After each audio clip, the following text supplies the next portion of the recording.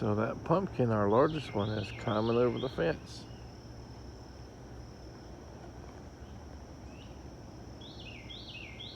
Here's the other side. I threw soybean meal all over this area, so it's got kind of soybean meal all over the leaves. Hopefully a couple of rains will knock that out.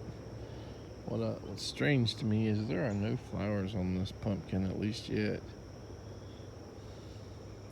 Can't wait to see some. They usually have male flowers, I believe, for the first few weeks, and then they produce their female flowers afterwards. You can see it's got multiple runners now. There's a runner there.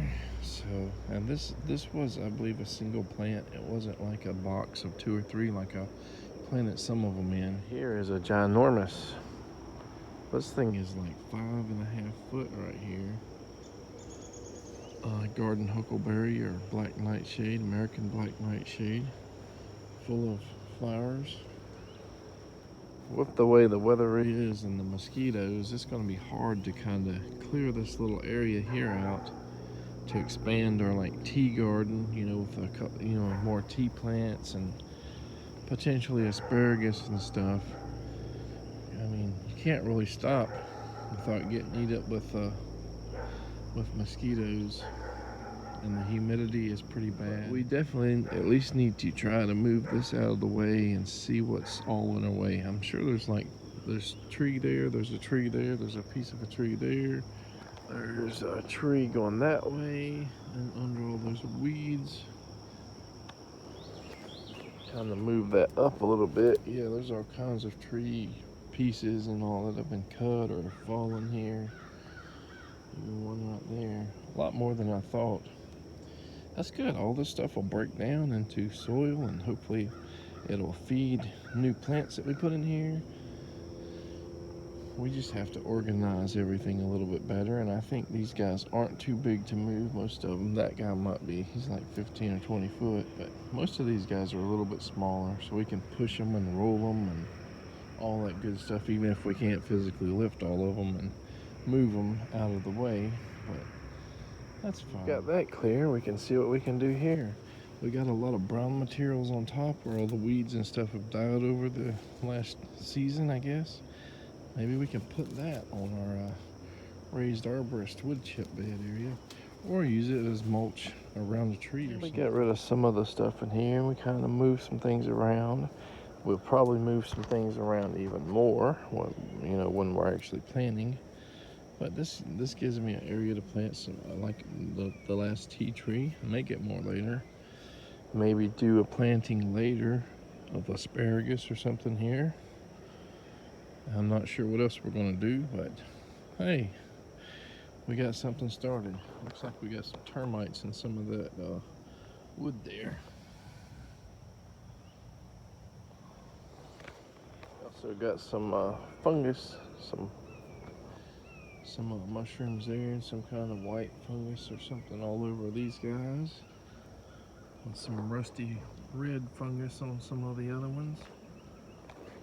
All right, we went ahead and planted our third tea plant here, and we're going to water it in. We're going to be done with the tea plants for now, because that's the last one we have. Did a lot of bottom watering because these guys, whether the soil mix just has too much like peat moss that is dried up in it or what. Sometimes these guys just wither like crazy. A lot of plants do that. So sometimes if you soak them for a few hours or overnight, it just gets some perk.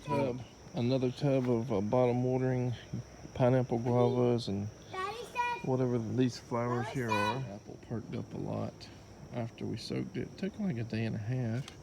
We got even more soaking in these little areas that have caught rainwater, hibiscus, and more pineapple guava. We had a longevity spinach that was drooping pretty bad, and then now it looks a lot better. Don't underestimate the power of bottom watering plants.